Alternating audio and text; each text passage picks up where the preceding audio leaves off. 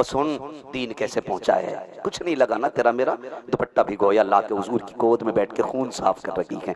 जो जख्म कह रहे थे ना तो चटाई जला कर राख बनाई और सैयदा कायनात बाप के जख्म भर रही हैं। जब जख्म साफ हो गए उसके बाद गोद में बैठ के प्यार से कह रही, अब्बा कहा क्या, का एक बात अर्ज करूं? कहा हाँ बेटी बोलो ना क्या बात है। मेरे नबी ने इतना कहा। सैयदा कायनात कहती हैं, अब्बा जी हमारा दीन सच्चा है। हाँ बेटी सच्चा है। कुरान भी सच्चा है। हाँ बेटी सच्चा है। हमारा खुदा भी सच्चा है। हाँ बेटी सच्चा है।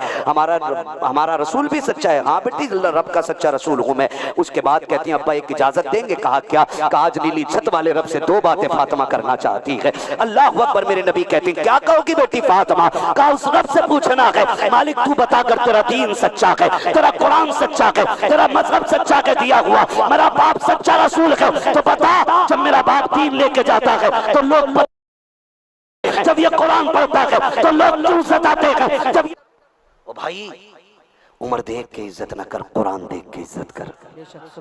कुरान देख के इज्जत कर। क्या फैसला करते हैं? उठ नहीं सकते अपने दीन के रहनुमा के लिए।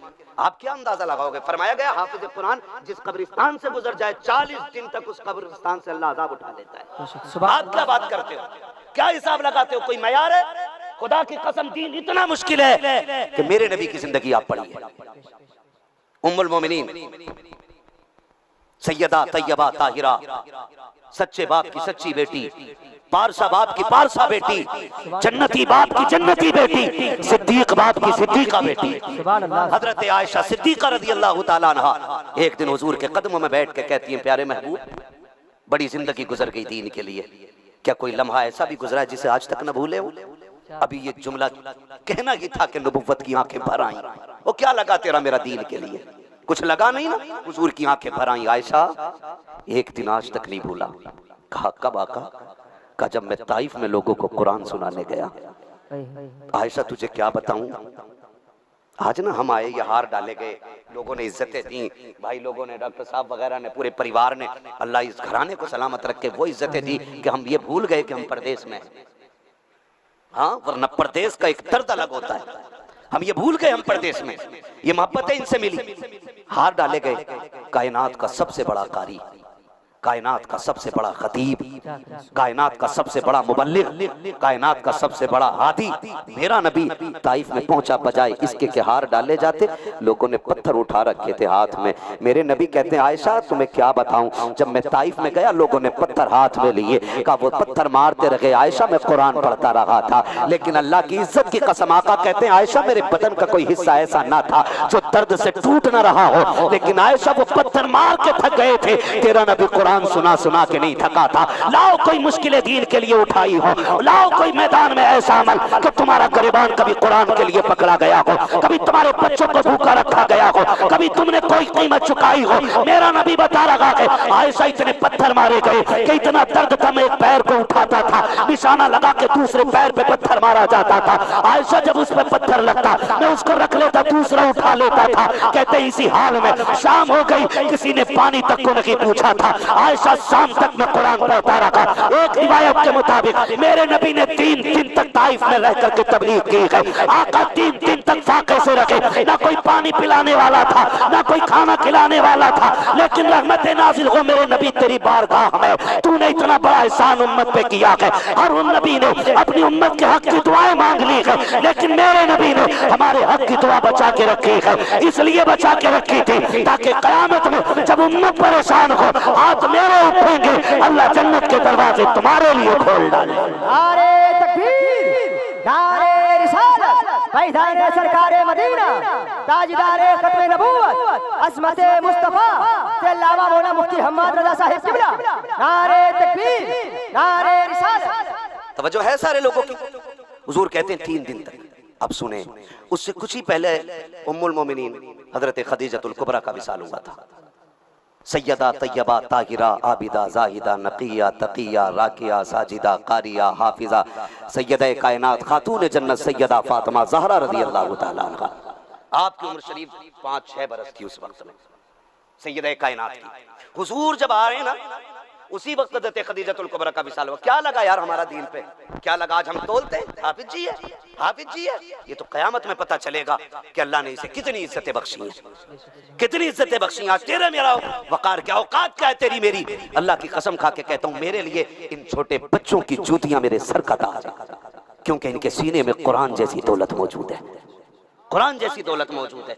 मैं अगली बात करने लगा हूँ। हुजूर आ रहे हैं, सैयदा कायनात को हुजूर घर छोड़ के गए थे। आज किसी के घर से जनाजा उठ जाए ना तो बच्चे बहुत परेशान करते हैं, लेकिन सलाम हो हसनैन की अम्मी पर, रहमतें नाजिल हो सैयदा कायनात पर। जानते हो हज़रत खदीजा ने विसाल के वक्त ना 5-6 बरस की उम्र में कहा था, बेटी फातिमा तबलीग का काम बहुत है, बाबा को परेशान न करना। कैसी बेटी थी खातूने जन्नत। चंद दिन के बाद ही हुजूर घर छोड़ के जा रहे हैं, बेटी मैं जा रहा हूँ। और सैयदा कायनात से आपकी अम्मी ने एक वादा लिया था कि आज जब दुश्मन मारते हैं ना बेटी, तो मैं बढ़ के सहारा देती हूँ। मेरे बाद जब मेरा महबूब आए ना तो मेरी कमी महसूस नहीं होनी चाहिए। फातिमा तुझे दौड़ के जाना है। ये माँ बेटी को तालीम दे रही। आज जब हुजूर तबलीग से लौट रहे हैं ना ताइफ की, सैयदा कायनात चौखट पे बैठी है, बैठी है। बेटी बेटी होती है यार। आप भी परदेश रहते हो, मैं भी परदेश रहता हूँ। बच्चियों का दर्द क्या होता है ये एक परदेसी से बेहतर कौन समझ सकता है। कोई दिन ऐसा नहीं होता जिस दिन बेटी फोन करके ये नहीं कहती हो कि अब कब आओगे। और जब बेटियां इतने जुमले बोलती हैं तो जी चाहता अल्लाह पर लगा दे और उड़ के उनके पास चले जाए। लेकिन अपनी अपनी जिम्मेदारियां होती हैं। बेटी बेटी होती हो। फिर मेरे नबी की बेटी, और वो भी खातूने जन्नत, जिसे मेरे नबी ने कहा था मेरी फातिमा मेरे जिगर का टुकड़ा है, वो बेटी दरवाजे पे बैठी है। हुजूर तबलीग से लौट के आ रहे, इंतजार करी। 3 दिन हो गए बेटी को बैठे हुए। 3 दिन रोज शाम को आते बैठ जाते, परिंदे देखती, शाम हो रही, सूरज छुप रहा है, परिंदे जा रहे हैं। उम्मीद थी अब आते होंगे बाबा, अब आते होंगे बाबा। अल्लाह अकबर। तारीख कब आए, जब आए ना हुजूर तो सैयदा कायनात छोटी थी, दौड़ गई। और दौड़ते दौड़ते जब नजर पड़ी ना तो फिर आंखों में आंसू आ गए, क्योंकि मेरे नबी का पूरा बदन लहूलहान था, पूरा बदन लहूलहान था मेरे नबी का। अम्मी की बात याद आ गई, दौड़ गई, गोद में नहीं चढ़ी, आज लिपटी नहीं, हाथ पकड़ लिया बाबा का, अंदर लाई, ऊंची जगह पे बैठाया, दुपट्टा भिगोया अपना। और सुन दीन कैसे पहुंचा है, कुछ नहीं लगा ना तेरा मेरा, दुपट्टा भिगोया, ला के हुजूर की गोद में बैठ के खून साफ कर रही है।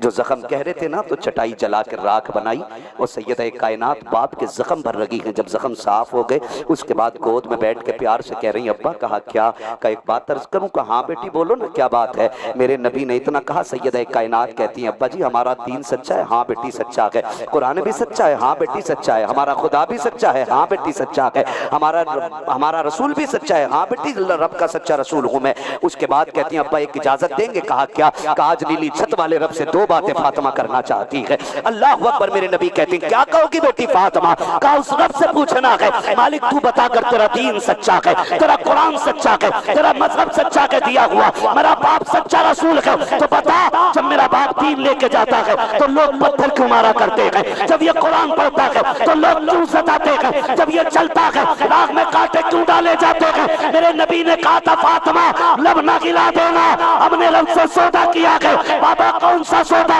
बेटी जो पत्थर मार लगे हैं, इन्होंने दुनिया खरीदी है और हमने इसके बदले में जन्नत खरीद रखी है। हाँ आज कुछ नहीं लगा हमारे लिए दीन के लिए। आज तो कह रहे हाफिज जी हो, हटो। सुनो मेरे भाई, ना करो यार, खुदा की कसम इज्जत करो, इन लोगों की इज्जत करो। और जिस दिन तुमने उलमा की इज्जत करनी शुरू कर दी उसी दिन से इज्जतें तुम्हारा मुकद्दर बन जाएंगी, इज्जतें मुकद्दर बन जाएगी। माफ कीजिएगा, बेटों की शादी होती है, बेटी की शादी होती है, इमाम साहब की दावत से फातिहा पढ़ने भर की होती है, फातिहा पढ़ने भर की होती है। मैं बताना चाहता हूं हमने कहां गलती की। भाई इसको आवाज अगर दे सकते हो तो दे दो, वरना बिना माइक के भी इंशाल्लाह वहां तक जाएगी। तवज्जो है सारे लोगों की? चल लूं थोड़ा सा आगे, थके तो नहीं है ना? जरा कह दे या रसूल अल्लाह। अब जो थक गए हैं वो कह दे या रसूल अल्लाह। सुभान अल्लाह। किसी हाल में भी कहलाओ या रसूल अल्लाह कहना नहीं छोड़ेंगे। नात खानी मौत भी हमसे छुड़ा सकती नहीं, कब्र में भी मुस्तफा के गीत गाते जाएंगे, है ना? सलामत रहे भाई। चलूं आगे, तवज्जो करें। मैं पूछना चाहता हूं, जरा थोड़ा सा संजीदगी से मेरी बात समझने की कोशिश करें। हमने अपने उलमा की इज्जत कितनी की? कसम खा के कहता हूं, ये जो जमात बैठी है ना, बेटे के शादी पे कोई इनके कपड़े नहीं बनाता, भाई की शादी पे कोई उनके लिए एक जोड़ा नहीं देता। इनके लिए जोड़ा कब आता है? जब बाप मर जाता है या अम्मा की बरसी होती है। ये हमने इस कौम का मयार बना रखा है। क्या क्या क्या हम इन्हें कपड़े भी तब देंगे जब हमारे घर से मैयत उठेगी। हम इन्हें खाना खाने तब बुलाएंगे जब हमें बरकत चाहिए होगी। आपसे पूछना चाहता हूं, शादियां होती हैं, दावतें होती होंगी, लेकिन कितने कम लोग ऐसे होते हैं कि पहली बात तो दावत करते ही नहीं है, और अगर कर भी देते हैं तो बुलाना भूल जाते हैं। कहते मेहमानों में लग गए थे, मौलाना ध्यान ही नहीं रहा, तुम तो आ जाते, हमने सुबह ही कहलवा दिया था। तो मैं तुम्हें बता दूं, ये कुरान वाले इतने खुददार होते हैं, ये फाके से मर जाएंगे लेकिन बिन बुलाए किसी की चौखट पे नहीं जाया करते हैं।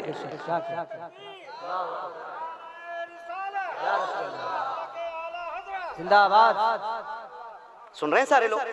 ये बड़ी खुददार कौम है, ये गैरतमंद कौम है। आ जाते, सुबह कहलवा तो दी थी और चले जाए ना कुरान वाले।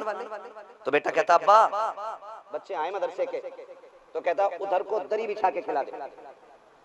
दरी तो मैंने इज्जत का लफ्ज बोल दिया। कहते हैं उधर को चटाई डाल के खिला दे, पाल बिछा के उधर को खिला दे, टपरी बिछा दे। मैं पूछना चाहता हूँ, ये जो कुर्सियां और टेबल लगे हैं ये किसके लिए? तो आप कहते हो इस पे वीआईपी लोग बैठेंगे। आप किसे वीआईपी कहते हैं? अगली बार अल्लाह करे इंशाअल्लाह जितना अच्छा मदरसा उतना अच्छा माइक हो जाए। तवज्जो है ना सारे? हाँ, बस सुन ले थोड़ी सी। हो रहे ना सारे लोग? क्या कह रहा था मैं? क्या कह रहा था मैं? हाँ भाई बैठ जाइए। कर साहब आप ही को तकरीर सुना रहा हूं मैं। आप चले गए तो सलाम पढ़ लूंगा। ना अगर ये उठ के तो वो बिल्कुल बैठ जाता है। डर की वजह से काम गलत हो जाता है। आप तो डॉक्टर साहब हैं, अगर एक सुई गलत लग गई पूरा मामला खराब हो जाता है। तवज्जो है सारे लोगों की?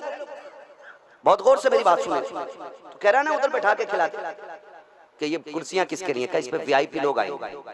आप वीआईपी किसे कहते हो? का तुम भी देख लेंगे। मेरे हुजूर जात पात का फर्क मिटाने के लिए आए, ऊंच नीच का फर्क मिटाने के लिए मेरा नबी आया, कारे कोरे का रंग मिटाने मेरा नबी फर्क मिटाने के लिए आया, गरीब अमीर के फासले मिटाने के लिए मेरा नबी आया। और उसने ऐसा मिटा के दिखाया कि जहां पे उमर खड़ा था वहीं पे लाके बिलाल को खड़ा किया। सुभान अल्लाह, सुभान अल्लाह। और उसी करवट में ला करके अरब के सबसे बड़े ताजिर अबू बकर सिद्दीक को खड़ा किया। और ऐसी तब्दीली मेरे नबी के आने से आई कि वहां पे सारे फर्क मिटते नजर आए। लेकिन आज फिर से फर्क जन्म ले रहे हैं। गलत नहीं कह रहा हूं। आज भी अगर कोई कमजोर सा गरीब बंदा दावत खाने चला जाए और थोड़ा सा अच्छी जगह चला जाए, क्यों तुम्हारा इंतजाम उधर है? क्यों ये खुदा का बंदा नहीं? क्या इसका रब अल्लाह नहीं है? इसकी अलग दरवाजे के बाहर जगह क्यों? और तुम कहते हो मैं बहुत नेकी कर रहा हूं। जानते हो मोमिन का दिल तोड़ना 1000 काबे ढाने से ज्यादा बुरा होता है। आप क्या नेकी कर रहे हैं? इतनी जिंदगी भर में नेकी नहीं की जितना गरीब का हाथ पकड़ के तुमने कह दिया तेरी जगह ये नहीं है। उसे एहसास दिला दिया कि तू मेरी बराबरी का नहीं है। और मैं तो दुकानदारों से भी कहता हूं, तुम्हें खुदा का वास्ता, जब कोई आए तुम्हारी दुकान पे कपड़ा खरीदने के लिए और किसी अच्छे कपड़े की तरफ इशारा करते तो तुम उससे ये मत कहना ये तेरी हिसाब से बाहर है, तू इसे नहीं खरीद पाएगा, बल्कि उसकी गोद में डाल दे, उसको भी दिखाकर रेट बता दे, उसकी मर्जी होगी ले या ना ले, तू अपनी मर्जी से फैसला ना करना। और इससे भी बड़ी बात कहने लगा हूं, अगर जन्नत में जाना चाहते हो आसान और शौक रास्ता ये है, अगर तेरी दुकान पे गरीब आ जाए, अगर तुझे लगे कि ये बच्चों के लिए अच्छा कपड़ा पसंद किया था, पैसे नहीं है देने के लिए, समझ ले अपनी तरफ से एक जोड़ा काट के उसको दे दे और कह ले यार ये मेरी तरफ से तोहफा ले जा। अगर वो कहे क्यों, कहना तू भी मोहम्मदी है और मैं भी मोहम्मदी। नारे तकबीर, नारे रिसालत, पैदाने सरकारे मदीना, दारुल वलिया वजह मुजद्दिदिया, अल्लामा मौलाना मुफ्ती हम्माद रजा साहिब किबला, मसलके आला हजरत, नारे तकबीर, नारे रिसालत। ये मयार होना चाहिए हमारा। हम कौन सी नेकी की तलाश में हैं? कौन सी नेकी की तलाश में? कह रहे आने दो अभी रख के काटूंगा। हिसाब लगा रहा है, इतना लंबा छुड़ा लेकर दुकानदार बैठा है, अपना बदला ही कोई छोड़ने तैयार नहीं छोड़ते अपना बदला। चल तुझे लेके चलूं सैयदों की चौखट पे। नाम बहुत बड़ा है, बहुत छोटा है, दुनिया इमाम ज़ैनुल आबिदीन कहती है। इमाम ज़ैनुल आबिदीन आप करबला के बाद में दुनिया से बिल्कुल ही बेनियाज हो गए। जंगल में जाके आपने एक मकान बना लिया। बेटे बैठ जाओ, अल्लाह आपके माँ बाप को सलामत रखे। ये छोटे बच्चे यहाँ बैठ रहे हैं, देख रहे हैं आप, खुदा की कसम ये हुजूर का इश्क है। इस उम्र में, इस वक्त में इनको सो जाना चाहिए था, लेकिन ये जाग के बता रहे हैं, सुना गया आप हर आशिक के घर तशरीफ लाते हैं। मेरे घर में भी हो जाए चरागा या रसूल अल्लाह। अल्लाह इन बच्चों को सलामत रखे और इनके माँ बाप को सलामत रखे। तवज्जो है सारे लोगों को? मैं क्या बात अर्ज कर रहा हूँ, समझ रहे मेरी बात? हजरत इमाम ज़ैनुल आबिदीन, आज तो माफी का कोई पल्ला ही खाली नहीं रह गया हमारे पास। हम तो पकड़ पकड़ के बदले लेते हैं। कह रहे अच्छा मेरी दावत नहीं की, आने दे, इसके दरवाजे पर खाना बंटवाऊंगा और इसके बच्चों को एक बोटी तक नहीं छूने दूंगा। ये हमारा मयार हो गया। और फिर कह रहा जन्नती हूं मैं, तो अब्बा बहुत नेक थे। अभी हजरत ने एक शेर पढ़ा है, अपनी औलाद पे लौटा देना तो आसान होता है, नबी के नाम पे दौलत लौटाना आसान नहीं। इस तरह के मफहूम का एक शेर से ये साहब किबला ने पढ़ा। और वाकई ये जिगरा भी हुजूर की बेटों का ही हो सकता है। हाँ, इमाम ज़ैनुल आबिदीन दुनिया छोड़ दी, जंगल में रहने लग गए। आज भी उनका मकान है बैतुल हुस्न के नाम से, अल्लाह कभी ले जाए तो कभी जियारत करना। हाँ, उसमें आप रहते थे। तो उस वक्त छप्पर था वहां। तो यजीद की फौज का ना एक सिपाही मुफ्तार सख्फी ने जब पीछा करना शुरू किया कत्ल करने के लिए, तो एक जान बचा के भाग रहा था। उसके पीछे मुख्तार के फौजी लगे थे। उसे प्यास शिद्दत की लगी। उसने देखा जंगल में कोई खेमा, इसमें पानी होगा। सुने अल्लाह करे दिलों में जगह हो जाए। दिल बड़े काले हो गए, कपड़े सफेद पहन के जा रहा है मस्जिद में, लेकिन दिल बिल्कुल काला लेके जा रहा है। यही वजह तहज्जुद भी पढ़ रहा है और रौनक नहीं आ रही है चेहरे पे। आएगी कहां से? क्योंकि मत्थे से ज्यादा तो दिल काला काला रहता है। ये साफ होना चाहिए, ये साफ होना चाहिए। इमाम ज़ैनुल आबिदीन और पहुंच गया वो। उसने आवाज दी, है कोई अंदर? इमाम ज़ैनुल आबिदीन निकले। हाँ क्या बात है? का प्यासा हूं, पानी मिलेगा? इसने देख के पहचान चली। इमाम ज़ैनुल आबिदीन गए, प्याला ला के दे दिया, जितना चाहिए था पानी दिया। उसने पानी पी के मालूम है क्या कहा था? उसने कहा था शायद मुझे जानते नहीं आप। कहा क्यों? कहा अगर जानते तो मुझे पानी ना पिलाते। अब आपने एक ठंडी सांस ली और आंसू बरस गए। कहने लगे यार दुनिया को दुनिया भूल सकती है, अपने बाप के कातिल को कौन भूल सकता है? अपने बाप के कातिल को कौन भूल सकता है? का पानी क्यों पिला दिया? फिर फरमाने लगे जो तुमने किया था करबला में वो तुम्हारा किरदार था, और जो हम कर रहे हैं ये मुस्तफा के घराने का किरदार है। ये हुजूर के घराने का किरदार। हम बदला लेने पे लगे रहते हैं, एक एक से बदला लेंगे। नहीं खिलाई दावत भाई, बदलो। किस मयार पे हमने लाके खड़ा कर दिया? कह रहा तेरी जगह यहाँ नहीं है, धक्का दे के निकाल देते। यहाँ कौन बैठेगा? यहाँ वीआईपी। कुरान वालों को पहली बात बुलाया नहीं जाता। अगर बुलाया भी जाए तो यतीमों की लाइन में खड़ा कर दिया जाता है, ला करके चटाई बिछा दी जाती है। कुर्सियों पे कौन बैठेगा? कब वीआईपी बैठेंगे। हम भी आप खोल के खड़े हो गए, हम भी देखें वीआईपी कौन है। जब देखा 12,000 का चश्मा, 14,000 का जूता, 18,000 का कोट पैंट पहन करके एक जमात आ रही है। लोग हटो बचो करते जा रहे हैं। कोई कुर्सी आगे लगा रखा है, कोई टेबल सरकार रखा है। सबने कहा ये वीआईपी है। हम सर पकड़ के बैठ गए। तुम इन्हें वीआईपी कह रहे हो, सर्टिफिकेट कहाँ है? किसने इनको वीआईपी कहा है? कोई एक मोतमद आदमी बता दो जिसने कोट वाले को वीआईपी कहा हो, पैंट वाले को वीआईपी कहा हो, चश्मे वाले को वीआईपी कहा हो। मैंने कहा नहीं, वीआईपी ये नहीं है जिनको तुम कह रहे हो। वीआईपी ये है जिन्हें तुमने चटाई पे बैठा रखा है। आप कहेंगे कैसे? मैंने कहा ये वो जमात है जिसको मेरे नबी ने वीआईपी कहा था। मेरे आका ने कहा था खैरुकुम मन तअल्लमल कुरान व अल्लमहु। तुम में वीआईपी वो होता है जो कुरान पढ़ा करता है, कुरान पढ़ाया करता है।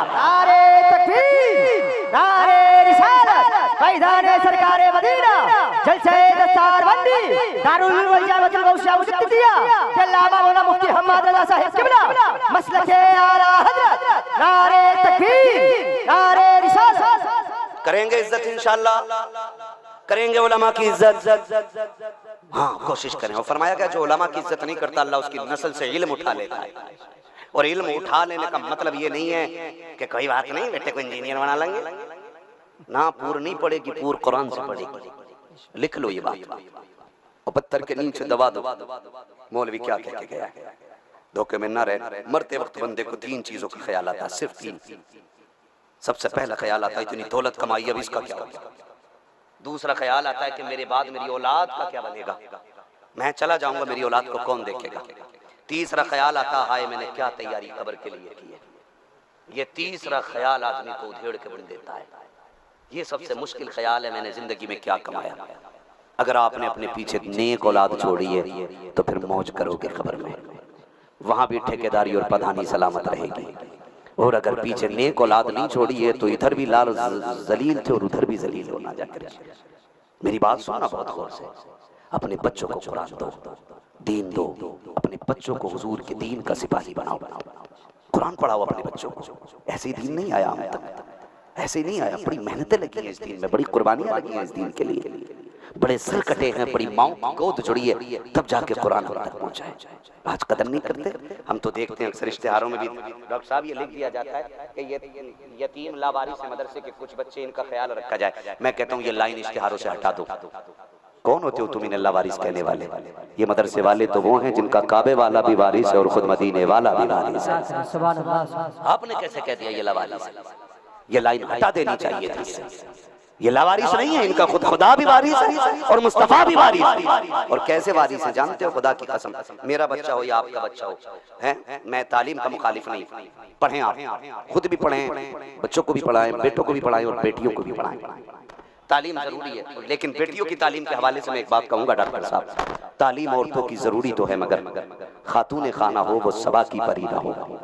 हम ऐसी कोई तालीम अपनी औलाद को देने तैयार नहीं जो इज्जत बेच के मिलेगी, इसलिए कि डिग्रियां ऊपर रखी रह जाएंगी। कनीज़े फातिमा का जो ताज होगा वो कब्र के अंदर भी काम आएगा। ये जो एक बुखार चढ़ा है ना MBBS बनाने का बच्चियों को, और बेटियों की इज्जतें लुट गई, क्या क्या हमारी बच्चियों के साथ नहीं हो रहे। अब तो मुसलमानों का कत्लेआम शुरू हो गया। हो कहाँ आप लोग? कत्लेआम शुरू हो गया मुसलमानों का बरसरेआम। अभी कल या परसों की खबर है कि दिल्ली के अंदर एक मुस्लिम कैब ड्राइवर को बैठने वाली सवारी ने इसलिए कत्ल कर दिया कि वो मुसलमान था। आप हो कहाँ? अभी हमारे डांस कम नहीं हो रहे, अभी शादी के डीजे की आवाज थम नहीं रही है, अभी शादी पे होने वाली आतिशबाजी कम नहीं हो रही, यहाँ तक कि गलों पे छुरी आ गई है, लेकिन अभी हमें अकल नहीं आई। बदलो अपने आप को यार, निकलो। किस पर उम्मीद करके बैठे हो? सऊदी अय्याशों पे? जो अय्याश अपनी बेटियों को ट्रंप जैसे के कदमों में बेपर्दा करके खड़ा कर दे। अरे जो अपनी बेटियों की इज्जत न बचा सके, तुम्हारी बेटियों की इज्जत कैसे बचाएं? अगर तुम इस भ्रम में हो तो धोखे में हो तुम लोग। हर शख्स को अपने घर की इज्जत की हिफाजत करनी होगी। मैं तालीम का मुखालिफ नहीं, माफ कीजिए बहुत कड़वी बात कहने लगा हूं। हम सारी खानकाहों से ताल्लुक रखने वाले लोग हैं, सारी खानकाहों से ताल्लुक रखने वाले लोग हैं, लेकिन हमने 70 सालों में मजार, गुंबद और टाइल्स और पत्थर के अलावा कुछ किया ही नहीं किया कुछ भी। हमारे मजारों जैसे किसी के यहाँ टाइल्स नहीं मिलेगी लगी, हमारे गुंबदों से बड़े किसी को गुंबद नहीं होंगे, हमारे मजारों से ज्यादा खूबसूरत किसी की कब्रें नहीं होंगी, लेकिन हमारी कौम से ज्यादा जाहिल किसी की कौम नहीं होगी। क्या किया हमने? हमने सिर्फ 70 सालों में मजार बनाए, और अब तो जिसका देखो उसका ही मजार बन रहा है। ऐसा लग रहा है आने वाले 50 साल में कहीं हर गली पे मजार बना। 365 दिन में 670 उर्स ना हो रहे हैं। यही करने को रह गए।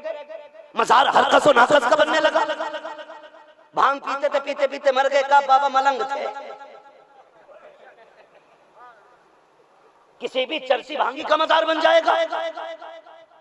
मजार उसका बनेगा जिसकी लहू लहू के कतरे से, एक एक आहू से और एक एक सांस से नबी नबी की सदाएं आती होंगी और एक एक धड़कन अल्लाह अल्लाह की सदाएं देगी। आप कहां खड़े? सबके ही मजार बनने लगे। मुझे एक बात बताओ, मैं शुक्र है पक्का बरेलवी, अगर किसी को शक हो ना तो शजरा चेक कर लेना।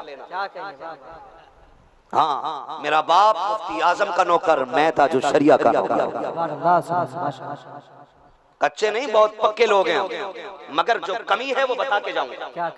हमने गलती की। आज जो बेटियां लब ट्रिप, भगवा ट्रिप, ये सारे ट्रिपों के नजर जो हो रही है ना, उसकी वजह गैर नहीं है, हम ही खुद हैं।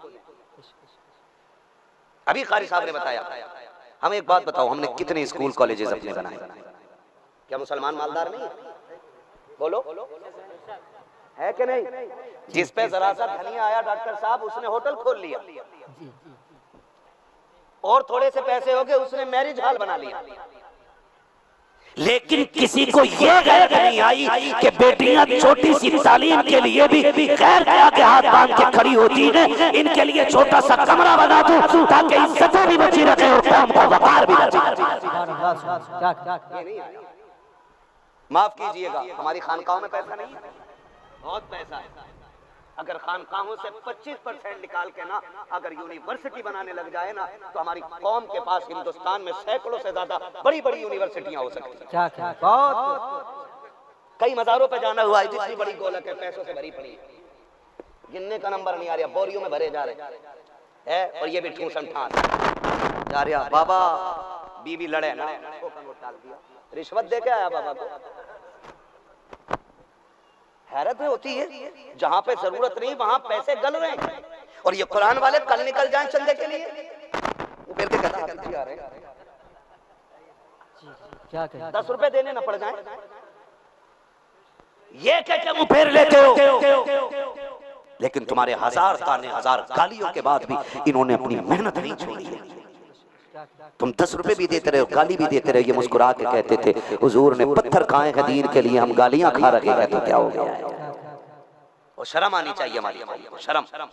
70 सालों में मजार और हमने कोई काम करके नहीं दिया। आज हालत ये है कि एक बड़े कॉलेज के अंदर अपने बेटे को एडमिशन देने के लिए हमें डोनेशन के नाम पे पैसा भी देना पड़ता है और हाथ बांध के उनकी गुलामी में हाँ भी करनी पड़ती है। बेशक आज जो एक्स मुस्लिम नौजवान नजर आ रहे हैं, ये किस चीज का नतीजा है? ये हमारी लापरवाही का नतीजा है। जो ये कहते थे ना कि क्या करेंगे मदरसा भेज के, वही 3000 5000 मिलेंगे। खुदा की कसम ईमान के साथ तो 5 रुपए भी बहुत होते हैं, और ईमान बेच के 5 करोड़ की भी कोई औकात नहीं। जिन्होंने एक दिन के लिए मदरसा नहीं भेजा ना, उनके बेटे जाके कह रहे हैं तकाबुल अदियान में पढ़े, कोई साइंस का स्टूडेंट है, कह रहा मैं खुदा को मानता ही नहीं। अब इसमें बहस चल रही है। डरना मत, ये दज्जाल है। और महबूब ने पहले बता दिया था कि आखिरी वक्त में ऐसा दौर आएगा, ईमान बचाना ऐसा होगा जैसे हाथ पर अंगारा रखना। आपको दुनिया देखने की जरूरत नहीं है, कोई कितनी भी बड़ी दलील लेके आ जाए और कहे खुदा के होने की दलील दे, तो इमाम गज़ाली की तरह कह देना, एक देखने वाले का कहा मान लिया है, बिंदे के तुझे हमने खुदा मान लिया। नारे तकबीर, नारे रिसालत, फैज़ाने सरकारे मदीना, फैज़ाने सरकारे मदीना, ताजदारे खत्मे नबूवत, जलसे दस्तारबंदी, खलीफे सरकार वैसे मिल्लत, अल्लामा मौलाना मुफ्ती हम्माद रज़ा साहिब किबला। नारे तकबीर, सुभान अल्लाह। डरिए मत, थकिए मत, मैं बस 10 मिनट इंशाअल्लाह और बात करूंगा। 1 घंटा हो गया। देखो खाना उतना खाओ जितना हजम हो जाए। और मेरा एक उसूल है, तूफान नूह लाने से आखिर क्या फायदा, एक अश्क ही बहुत है अगर कुछ असर करे। मैं बस कुछ कहना चाहता हूँ, अगर ये बात दिल में उतर गई तो इनका बुलाना कामयाब और मेरा आना कामयाब हो जाएगा। समझ रहे मेरी बात? मैंने क्या कहा आपसे? तवज्जो है सारे लोग? खुदा आपको सलामत रखे। जरा कह दें या रसूल अल्लाह, या रसूल अल्लाह, और जोर से कह दें या रसूल अल्लाह। इन सारे फितनों से निपटने के लिए हमें तैयार रहेगा, चाहे वो इंजीनियर का फितना हो, चाहे वो डॉक्टर का फितना हो। ठीक है ना? इन दोनों से बचना। हमारे ज्यादातर नौजवान जो इंजीनियर को सुन रहे हैं और उसकी तरफ दौड़ रहे हैं, इंजीनियर सही दिन लाया। मैंने उसकी एक दिन बकवास सुनी, मैं कभी सुनता नहीं हूँ फालतू लोगों को। एक दिन अचानक आया ना तो उसने कहा कि ये जो हजरत वैसे करनी के हवाले से लोगों ने कह रखा है कि दांत तोड़ लिए थे, बताओ कोई कैसे अपने दांत तोड़ लेगा? मैंने कहा तुझे गैरत नहीं आती है? कभी मौलाए कायनात को पढ़े, जांग में तीर लगाया, छूने किसी को नहीं देते थे। किसी ने पूछा कब निकलेगा? फरमाया जब मैं नमाज में जाऊं तो खींच लेना। नमाज में गए, तीर खिंच गया, अली को पता न चला। जब अली जैसा शेरे खुदा जिस तीर को छूने नहीं देता और नमाज में आए तो तीर निकल जाता, पता नहीं चलता, तो तुझे क्या लगता है जिस उवैस करनी ने हुजूर से इश्क किया होगा, मोहब्बत हल्की रही होगी? तो ये बेढंगे लोग बैठे हैं, हमें इश्क का मयार समझाएंगे। हमने इश्क सीखा है इमाम अहमद रजा खान से, हमने प्यार सीखा है मुफ्ती आजम सरकार से। मेरा इमाम कहता जान है इश्क मुस्तफा, रोज फजू करे खुदा, जिसको हो दर्द का मजा नाज़े दवा उठाए, जिसको हो दर्द का मजा नाज़े दवा उठाए तू। हमने इश्क सीखा है आला हज़रत से, और उन्होंने सीखा हुजूर के सहाबा से। सहाबा कैसे मालूम? चलूं आगे, जरा कह दो या रसूल अल्लाह। जो खड़े वो भाई बोल दे जरा सुभान अल्लाह। बहुत अच्छे लोग हैं, महफिल बड़ी अच्छी हो गई है। दिल लग रहा है कि नहीं? अगर महफिल में दिल लगने लग जाए तो समझ लेना हुजूर की तवज्जो हो गई है। बस तवज्जो करें। नाम है हजरत अबू हुरैरा रज़ी अल्लाह ताला। कहते हैं एक दिन मुझे भूख लगी थी बहुत तेज की। कहा मैं किससे कहता, मैं घर से बाहर निकल गया और ये सोच के निकला कि भूख बर्दाश्त नहीं हो रही, जो कहेगा ना क्या हाल है उससे मैं बता दूंगा भूख लगी है। कहते हैं मैं ये सोच के आके चौक में खड़ा हुआ। कहते हैं जैसे खड़ा हुआ ना, सबसे पहले सदाकत का ताजदार निकल आया। दुनिया अबू बकर सिद्दीक कहती है। कहते हैं मैंने सलाम किया, उन्होंने जवाब दिया। कहा कैसे खड़े हो? मैं कह ना सका, मैंने कहा एक मसला पूछना है। कहते हैं मसला पूछना। मैंने कहा, उन्होंने कहा पूछो। मैंने सवाल किया, वो जवाब दिया, निकल गए। मेरी भूख के बारे में पूछा ही नहीं। कहते मैं फिर खड़ा रहा, फिर हजरत उमर आ गए। मैंने हजरत उमर को सलाम किया, उन्होंने कहा कैसे खड़े हो? मैंने उनसे भी एक मसला पूछा, वो भी निकल गए। भूख के बारे में नहीं पूछा। कहते हैं बस कुछ देर गुजरी है कि कायनात का ताजदार जलवागर हो जा रहा है। कहते हैं फिर मेरे हुजूर आ गए और जब मैंने हुजूर को सलाम किया, मैं मसला पूछना चाहता था, हुजूर ने हाथ पकड़ लिया। कहते चल मैं समझ गया तेरा मसला क्या है। कहते हैं जब हुजूर ने इतना कहा मेरी आंखें बरसने लग गई। कहा भूख लगी है ना, भूख लगी है ना? जी या रसूल अल्लाह। ओ हुजूर क्यों ना पहचानते और कोई गैब क्या तुमसे निगाह हो भला, जब ना खुदा की छुपा तुम पे करोड़ों टुकड़ों। अबू हुरैरा कहते हैं हुजूर मेरा हाथ पकड़ के लाए, बिठाया। कहा बिलाल जरा ढूंढो घर में कुछ है। कहते हुजूर के घर में एक दूध का प्याला मिल गया। मैंने देखा दूध का प्याला, मुझे बड़ा सुकून मिला। कहते इतने में हुजूर ने फरमाया जाओ जो सुफ़ा के सहाबा हैं उन्हें भी बुला ला। कुरान वालों को खिलाना ये हुजूर की सुन्नत है। कहते हैं जो सुफ़ा वाले उन्हें भी बुला लो। कहते हैं मैं थोड़ा सा धक धक दिल में हुई, एक प्याला दूध है और सुफ़ा पे जो बैठे। कहते जब सारे इकट्ठे हुए तो 70 लोग हो गए। कहते हैं हुजूर ने मेरे हवाले प्याला किया और फरमाने लगे एक तरफ से पिलाना शुरू कर दो। कहते भूख मुझे लगी थी और पिलाना दूसरी तरफ से स्टार्ट हुआ और मुझी से कहा जा रहा है पिलाओ। अबू हुरैरा कहते मैं दूध का प्याला लेकर के गया, मैंने एक सहाबी को दिया, उसने पिया। देखा तो प्याला दूध का भरा हुआ था, थोड़ा सुकून मिला। फिर दूसरे पे प्याला गया, उसने भी पिया। कहते एक एक करके सबको पिला दिया। फिर आका करीम की बारगाह में लेके आया, हुजूर सारे पी चुके हैं। आका कहते अबू हुरैरा तुम पियो। कहते भूख कई दिन की थी, मैंने जो होठों से लगाया है फिर डट के पिया। आका कहते और पियो। कहते मैंने और पिया। कहते और पियो। कहते मैंने और पिया। फिर हुजूर कहते और पियो। मैंने कहा अब एक कूट की गुंजाइश नहीं है। कहते फिर सरकार ने लिया, आका ने बाद में पिया। कहते सहाबा ने कहा अबू हुरैरा बताओ दूध कितना था? कहा था तो एक ही प्याला, अगर कायनात भी होती तो सारी सैराब होती नजर आ जाए। नारे तकबीर, नारे रिसालत, पैदाने सरकारे मदीना, ताजदारे खत्म नबूवत, जलसे दस्तारबंदी, अल्लामा मौलाना मुफ्ती हम्माद रजा साहिब किबला, दारुल उलूम वल जामिअतुल कौसरिया मुजद्दिदिया।